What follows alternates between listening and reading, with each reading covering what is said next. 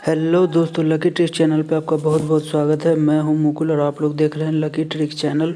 और हम आज लोग current affairs, national current affairs शुरू करेंगे। और मेरे द्वारा जो भी करेंट अफेयर्स पढ़ाए जाएंगे दोस्तों, वो 100% एग्ज़ाम में आएंगे, क्योंकि वही करेंट अफेयर्स हम लेते हैं जो एग्ज़ाम में 110% आएंगे दोस्तों। तो उसको काफ़ी गंभीरता से और अच्छे से पढ़ेंगे। और चैनल को दोस्तों आप लोगों ने सब्सक्राइब नहीं किया तो सब्सक्राइब करेंगे और बेल आइकन ज़रूर दबाएंगे, ताकि आपको मेरे द्वारा बनाई गई जो भी वीडियो होगी ताकि आपको तुरंत नोटिफिकेशन मिल जाए।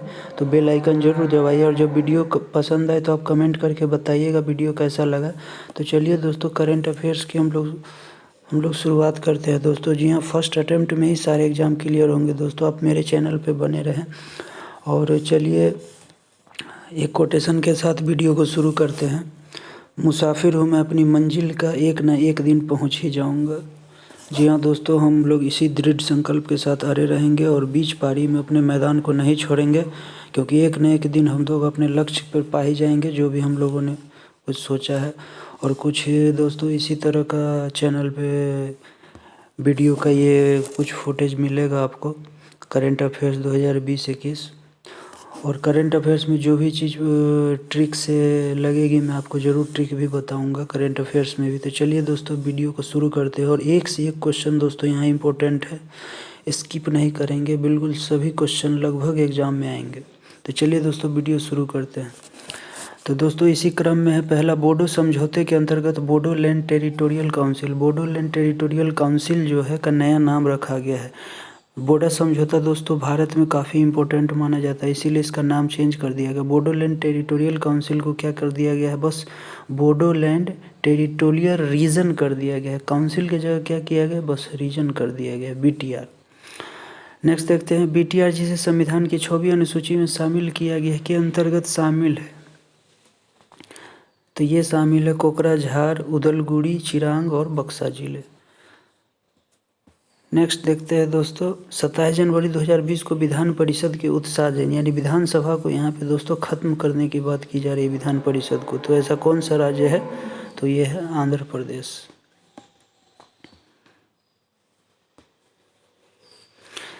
20 जनवरी 2020 को 3 राजधानियाँ बनाने वाला पहला भारतीय राज्य है। 3 राजधानियाँ बनाने वाला भारतीय राज्य कौन सा है, आंध्र प्रदेश। और वो 3 राजधानियाँ दोस्तों कौन है, तो यह है विशाखापत्तनम जो कि इसका कार्यकारी राजधानी होगा, और अमरावती जो कि इसका विधायी होगा, और कुर्नूल जो होगा वो न्यायिक होगा। यानी 3 तरह के 3 जगह पे इसका ये होगा, राजधानी होगा। काफ़ी इम्पोर्टेंट है दोस्तों। इसमें ऑप्शन दे देगा विशाखापत्तनम, अमरावती, कुर्नूल, और एक दे देगा कहेगा इनमें से कौन सा नहीं है। तो आप लोगों को वो छांटना है। वो भारतीय राज्य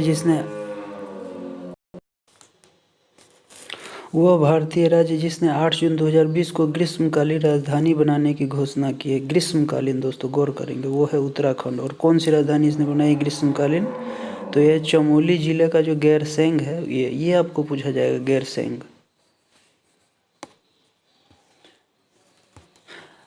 राज्यसभा के 250वें सत्र के उपलक्ष्य में 26 नवंबर 2019 को राष्ट्रपति रामनाथ कोविंद द्वारा जारी किया गया। दोस्तों ये जो जारी किया जाता है सिक्का, ये काफ़ी इम्पोर्टेंट होता है। और हाल ही में अभी BPSC का जो एग्ज़ाम हुआ है उसमें भी एक सिक्का को लेकर क्वेश्चन पूछा गया था, BPSC 66 जो हुआ है उसमें। तो 250 रुपये मूल्य का चांदी का सिक्का, यहाँ दोस्तों ध्यान रखना है, 250 रुपये मूल्य का चांदी का नोट दे देगा, कभी सिक्का दे देगा, तो यहाँ सिक्का ध्यान रखना है। और साथ ही 5 रुपये मूल्य का डाक टिकट भी जारी किया गया, ये दोस्तों आप लोग ध्यान करेंगे।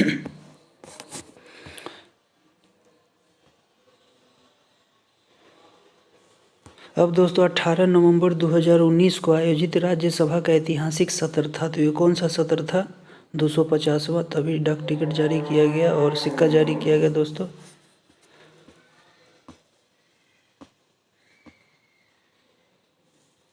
भारत सरकार के सर्वेक्षण विभाग द्वारा देश का नया राजनीतिक मानचित्र जारी किया गया है।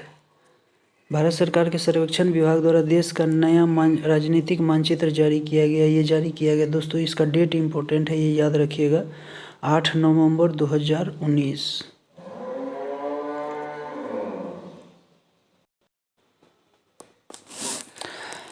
दोस्तों इस क्वेश्चन को याद करने के लिए मैं आपको थोड़ा सा ध्यान दिला देता हूँ। देश का नया राजनीतिक मानचित्र, यानी कोई भी चीज़ नई चीज़ की शुरुआत हो, यानी नया राजनीतिक मानचित्र। और दोस्तों नोटबंदी जो हुआ था वो 8 नवंबर को ही हुआ था। और नोटबंदी से क्या होगा, पुराने नोट को बंद करके नए चीज़ की ही शुरुआत की जाएगी, यानी नए रुपये की शुरुआत ही की जाएगी, इसीलिए नए आ गए ना। तो नए में लेकर 8 नवंबर, ये ध्यान रखिएगा। बस वही नोटबंदी आपको 2016 में हुआ था और ये नया राजनीतिक मानचित्र जो है 2019। अब दोस्तों समझते इसको बनाने का नौबत क्यों आया। तो आप लोग जानते होंगे दोस्तों, आर्टिकल 370 जो है जम्मू कश्मीर को विशेष राज्य का दर्जा दिया था। इसको विभाजन किया गया और 2 केंद्र शासित प्रदेशों में बांटा गया जम्मू कश्मीर को। तो उसी के उपलक्ष्य में अब तो मैप चेंज हो जाएगा, सबको अलग अलग दिखाना पड़ेगा। तो इसीलिए ये नया राजनीति मानचित्र। भारत में वर्तमान में राज्यों एवं केंद्र शासित प्रदेशों की संख्या कितनी है। तो 28 राज्य और 8 केंद्र शासित प्रदेश है दोस्तों। 28 राज्य इसीलिए, पहले 29 राज्य था जम्मू कश्मीर को लेके। अब जम्मू कश्मीर का विभाजन कर दिया गया तो 28 में से एक राज्य तो हट गया, तो 28 राज्य और 7 केंद्र शासित प्रदेश थे। और ये जम्मू कश्मीर तो अब राज्य से 9 होकर केंद्र शासित प्रदेश बन गया है। तो 7 पहले थे और एक ये 8। और बता दें कि जम्मू एंड कश्मीर और लद्दाख 2 केंद्र शासित प्रदेश बने। भारत सरकार द्वारा जारी नए राजनीतिक मानचित्र में शामिल होने वाले 2 नए केंद्र शासित प्रदेश है। तो ये है जम्मू कश्मीर और लद्दाख। चलते हैं नेक्स्ट क्वेश्चन देखते हैं। 17 नवंबर 2020 को ऊर्जा दक्षता सेवा लिमिटेड EESL ने संयुक्त रूप से भारत की पहली, दोस्तों जहाँ कहीं भी भारत की पहली चीज़ मिल जाए वो काफ़ी इंपॉर्टेंट होता है, चाहे वो कैसा भी क्वेश्चन हो। भारत की पहली जहाँ भी मिल जाए करेंट अफेयर्स में, वो काफ़ी इंपॉर्टेंट होता है। तो भारत की पहली अभिसरण परियोजना आरंभ की है गोवा राज्य में। गोवा राज्य में एशिया का सबसे बड़ा कार्डियोलॉजी सेंटर है, तो UN Mehta institute of cardiology and research centre.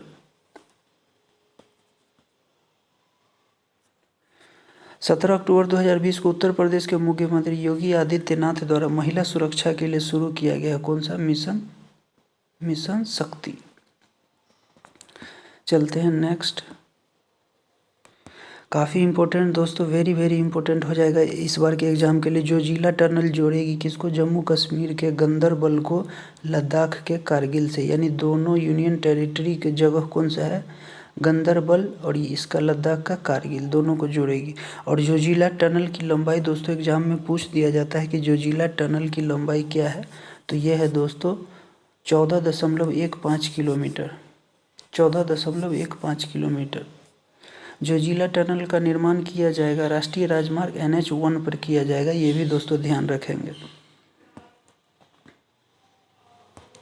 13 अक्टूबर 2020 को जनजातीय मामलों के मंत्रालय द्वारा जनजातियों के समग्र विकास के लिए शुरू किया गया है ट्रैक फॉर ट्राइबल। ट्राइबल यहाँ पे जनजातीय होता है, इसमें स्पष्ट नाम ही है, तो आप लोग पकड़ सकते हैं ट्रैक फॉर ट्राइबल अभियान।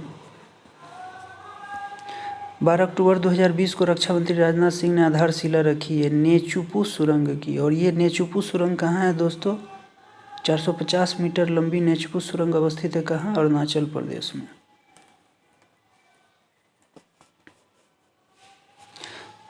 चार 450 मीटर लंबी है, इसको भी दोस्तों ध्यान रखें। नेक्स्ट देखते हैं।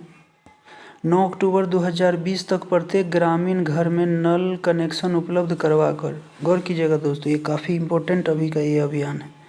प्रत्येक ग्रामीण घर में नल कनेक्शन उपलब्ध करवाकर देश का पहला हर घर जल राज्य बनने का गौरव जो प्राप्त किया है वो दोस्तों दोस्तों गोवा राज्य है वो, जो फुल्ली तरह से सभी घर में नल उपलब्ध करवा दिया है ये गोवा। नेक्स्ट देखते हैं। अटल टनल हिमाचल प्रदेश के इन 2 स्थानों को जोड़ेगी, मनाली कुल्लू को लाहौल स्पीति घाटी से। अटल टनल हिमाचल प्रदेश के इन 2 स्थलों को जोड़ेगी, कहाँ, मनाली को लाहौल स्पीति घाटी से जोड़ेगी। इस टनल की जो लंबाई है दोस्तों वो है 9.02 किलोमीटर। इस टनल की लंबाई क्या है, अटल टनल की लंबाई क्या है, 9.02 किलोमीटर। और अटल अटल टनल जो है दोस्तों किस दर्रे से गुजरेगी, तो ये है रोहतांग दर्रा। वह दर्रा जिससे होकर अटल टनल गुजरेगी क्या है, रोहतांग दर्रा। तो ये भी आप लोग याद रखेंगे। और देखेंगे दोस्तों, अटल टनल जो है वो 10,000 फीट से अधिक ऊंचाई पर दुनिया की सबसे लंबी सुरंग है, ये भी आप याद रखेंगे। दोस्तों मैं ऐसे ही क्वेश्चन को लाया हूँ जो काफ़ी एग्ज़ाम में पूछे जाएंगे और आप लोग देख भी सकते हैं और फील भी कर सकते हैं कि हाँ वाकई में ये करंट अफेयर्स पूछने लायक है। और मेरा एक्सपीरियंस, अपने एक्सपीरियंस के हिसाब से मैं आपको करंट अफेयर्स में वही दूंगा जो आपको पूछा जाएगा। तो चलिए दोस्तों, पर्यटन आगमन के मामले में संपूर्ण विश्व में भारत का स्थान है 23वां, जो कि उतना अच्छा भी नहीं कह सकते, 23वां स्थान है विदेश से जो आते हैं भारत में। पर्यटन सांख्यिकी 2020 के अनुसार भारत आने वाले विदेशी पर्यटकों के शीर्ष स्रोत देश हैं। भारत आने वाले में सबसे ज़्यादा आते हैं कहाँ से, बांग्लादेश से, उसके बाद यूएसए से, अमेरिका से। 2020 के अनुसार घरेलू पर्यटकों के आगमन के शीर्ष राज्य कौन सा है? घरेलू पर्यटकों के आगमन से उत्तर प्रदेश शीर्ष राज्य है। और आकर्षित जो करता है सबसे ज़्यादा, उसमें शीर्ष राज्य कौन सा है, तमिलनाडु। सबसे ज़्यादा घरेलू पर्यटक में आते हैं यूपी में, आगरा ये सब वगैरह वगैरह, ये सब नोएडा, ग्रेटर नोएडा सब घूमने। और आकर्षित में है तमिलनाडु, तो ये आप गौर करेंगे।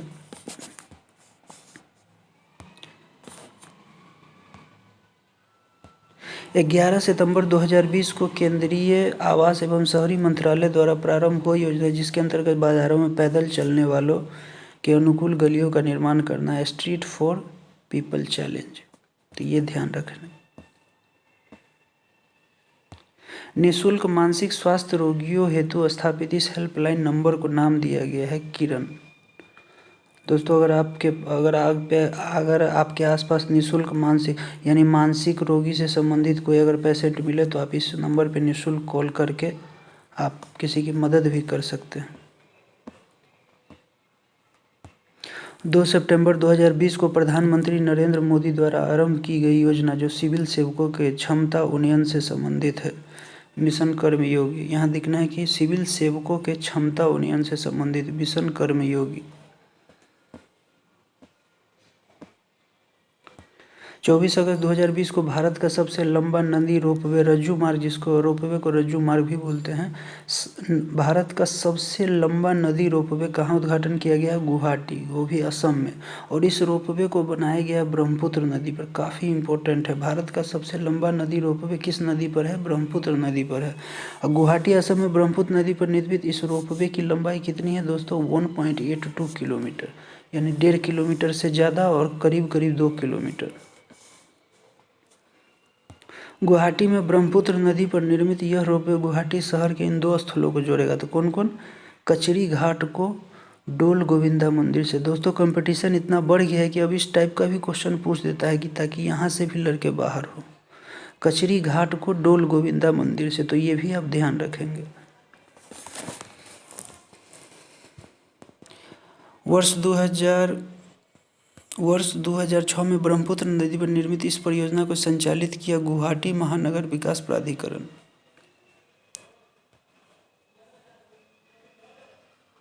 74वें गणतंत्र दिवस यानी 15 अगस्त 2020 को जो कि बीता है दोस्तों, के अवसर पर प्रधानमंत्री नरेंद्र मोदी द्वारा घोषणा की गई राष्ट्रीय डिजिटल स्वास्थ्य मिशन की घोषणा की गई। तो ये काफ़ी इंपॉर्टेंट है। 74वें गणतंत्र दिवस याद रखेंगे, इस बार 2020 में 74वां हुआ था और इस उपलक्ष्य में घोषणा की है राष्ट्रीय डिजिटल स्वास्थ्य मिशन। राष्ट्रीय डिजिटल स्वास्थ्य मिशन का उद्देश्य वर्ष 2025 तक जीवन प्रत्याशा बढ़ाकर कितना करना था दोस्तों, 2025 तक जीवन प्रत्याशा बढ़ा के 70 वर्ष करना है, जो कि अभी वर्तमान में कितना है, 67.5 वर्ष है दोस्तों। ये भी काफ़ी VVI क्वेश्चन इसको मानेंगे दोस्तों, क्योंकि लक्ष्य रखा है 70 और पूछ देगा वर्तमान में जीवन प्रत्याशा कितना है भारत का, तो 67.5 वर्ष, ये ध्यान रखेंगे दोस्तों। एक से एक सेलेक्टेड मैंने आप लोगों के लिए छांट के मतलब क्रीमी करंट अफेयर्स मैंने तैयार किया है, जो आप लोग एक भी मिस नहीं करेंगे और बार बार आप लोग रिवीजन इसका करेंगे, इसी में से आएगा। 13 अगस्त 2020 को भारतीय रेलवे द्वारा दूसरी किसान विशेष रेलगाड़ी का परिचालन किया गया।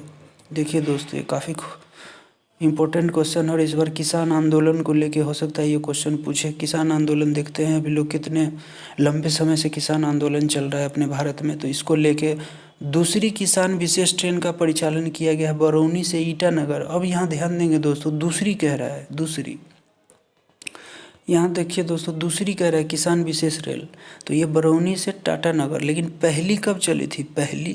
पहली चली थी देवलाली से दानापुर के बीच, देवलाली से दानापुर के बीच। टूलिप का पूरा नाम क्या है? तो the urban learning internship programme इसका पूरा नाम है। टूलिप की संकल्पना प्रथम बार प्रस्तुत किया गया था बजट 2020-21 में आकांक्षी भारत थीम के अंतर्गत। तो ये ध्यान रखेंगे, बजट 2020 में। केंद्र सरकार की स्मार्ट सिटी पहल का हिस्सा है टूलिप प्रोग्राम। कह देगा टूलिप प्रोग्राम क्या है, तो आपको लगाना है कि केंद्र सरकार की स्मार्ट सिटी। यहाँ राज्य सरकार में गौर करिएगा, केंद्र सरकार की स्मार्ट सिटी पहल का हिस्सा है टूलिप प्रोग्राम। पथ विक्रेताओं अथवा रेहड़ी वालों को, जो रोड पे ठेला पे जो सब्जी वगैरह वेंडर वाले लोग जो बेचते हैं दोस्तों, उनके लिए है ये। पथ विक्रेताओं, स्ट्रीट वेंडर अथवा रेहड़ी वालों को आजीविका हेतु घोषित वह योजना जो 1 जून 2020 को शुरुआत की गई थी तथा कार्यकाल 2022 तक है।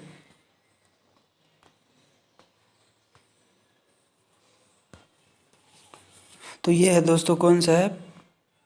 पीएम स्वनिधि। पीएम स्वनिधि है जो पथ विक्रेताओं को जो ये योजना है दोस्तों। ऊपर का जो ये क्वेश्चन है दोस्तों कि पथ विक्रेताओं के लिए कौन सा है, तो यही है दोस्तों, पीएम स्वनिधि योजना। पीएम स्वनिधि योजना, इसके अंतर्गत पथ विक्रेताओं को अपने व्यवसाय को दोबारा शुरू करने के लिए पूंजीगत ऋण प्रदान किया जाएगा।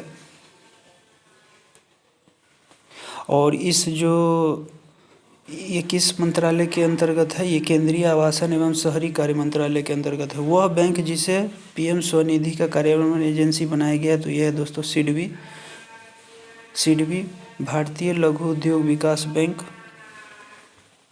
नेक्स्ट देखते हैं, वह बैंक जिसे पीएम स्वनिधि का कार्यान्वयन एजेंसी बनाया गया है, यह भी दोस्तों हम लोगों ने पढ़ा, सिडबी। पीएम स्वनिधि के अंतर्गत शामिल हो सकेंगे 24 मार्च 2020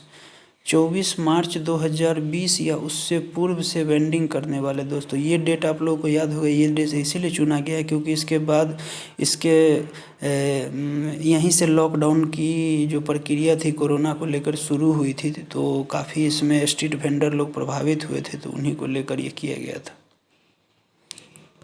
वह तिथि जब आयुष्मान भारत प्रधानमंत्री जन आरोग्य योजना के अंतर्गत 1 करोड़वां उपचार प्रदान किया गया था दोस्तों। यानी आयुष्मान भारत के तहत 1 करोड़वां उपचार कब प्रदान किया गया? 20 मई 2020 को। आयुष्मान भारत योजना के अंतर्गत 2 योजनाएं हैं। किस किस योजनाओं को मिलाकर मर्ज किया गया है? स्वास्थ्य एवं आरोग्य केंद्र की स्थापना तथा राष्ट्रीय स्वास्थ्य सुरक्षा योजना। अब दोस्तों देखें कि आयुष्मान भारत योजना के अंतर्गत केंद्र और राज्यों का जो वित्तीय योगदान होगा वो कितना होगा? केंद्र सरकार 60% देगी और राज्य सरकार कितना? 40% देगी इस योजना में, भागीदारी होगा।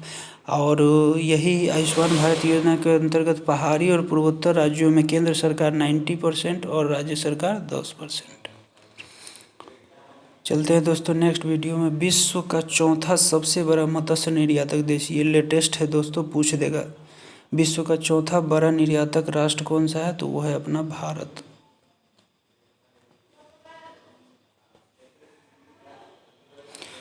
₹182 से बढ़ाकर 202 रुपये प्रतिदिन मनरेगा मजदूरी 1 अप्रैल 2020 से प्रारंभ की गई है। PMGKY के अंतर्गत मजदूरी, अब दोस्तों याद रखेंगे, मनरेगा में जो मजदूर होंगे अब उसको 182 रुपया न देकर 202 रुपया दिया जाएगा प्रतिदिन। वर्तमान में देश के प्रमुख बंदरगाहों की संख्या कितनी है? 12 है। प्रमुख बंदरगाह कह रहे हैं दोस्तों, प्रमुख बंदरगाह 12 है। और 13वां बंदरगाह के रूप में 5 फरवरी 2020 को सैद्धांतिक मंजूरी मिली है किसको? वधावन, जो कि कहाँ है? महाराष्ट्र बंदरगाह को। ये 13वां पर बड़ा बंदरगाह में आएगा दोस्तों। इस बार 66 बीपीएससी हुआ था दोस्तों, बीपीएससी, तो उसमें ये क्वेश्चन पूछा गया था।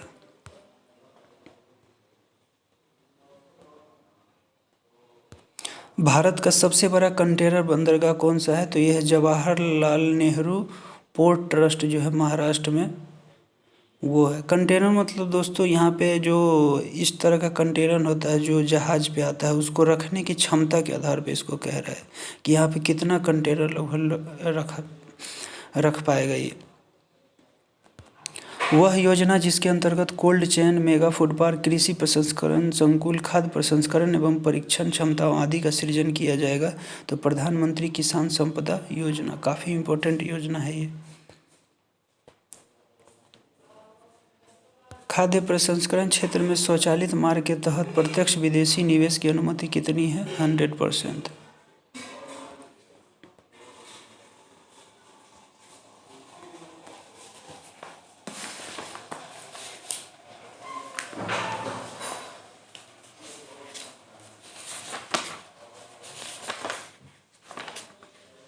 तो चलिए दोस्तों, उम्मीद करता हूँ कि ये वीडियो आप लोगों को काफ़ी पसंद आया होगा। और VVI इम्पोर्टेंट जितने भी मोस्ट VVI करेंट अफेयर्स है वो मैंने आप लोग अवेलेबल कराया है। तो इसी तरह का ये सीरीज चलेगा मेरा करेंट अफेयर्स का पार्ट 1 पार्ट 2 करके, ऐसे ही इम्पोर्टेंट करेंट अफेयर्स 2020-21 का चलेगा। तो आप लोग अच्छे से देखेंगे और पढ़ेंगे और इसी से क्वेश्चन आएंगे 100%। आप एग्ज़ाम में एक बार बैठ के तो देखिए, उसके बाद आपको पता चलेगा वाकई में इसी से आया। तो चलिए दोस्तों, मिलते हैं नेक्स्ट वीडियो में। वीडियो को सब्सक्राइब जरूर कीजिएगा ताकि मुझे मोटिवेशन मिलता रहे और मैं इसी तरह का वीडियो आप लोगों के लिए बनाता रहूं। और फिजूल के इधर उधर के करंट अफेयर्स पढ़ने से फ़ायदा है कि एक जगह फोकस होकर वही करंट अफेयर्स पढ़े जो एग्ज़ाम में आते हैं। तो दोस्तों, सब्सक्राइब करेंगे और बेल आइकन ज़रूर दबाएंगे ताकि आपको नोटिफिकेशन मिलता रहे। मिलते हैं नेक्स्ट वीडियो में। जय हिंद, जय भारत।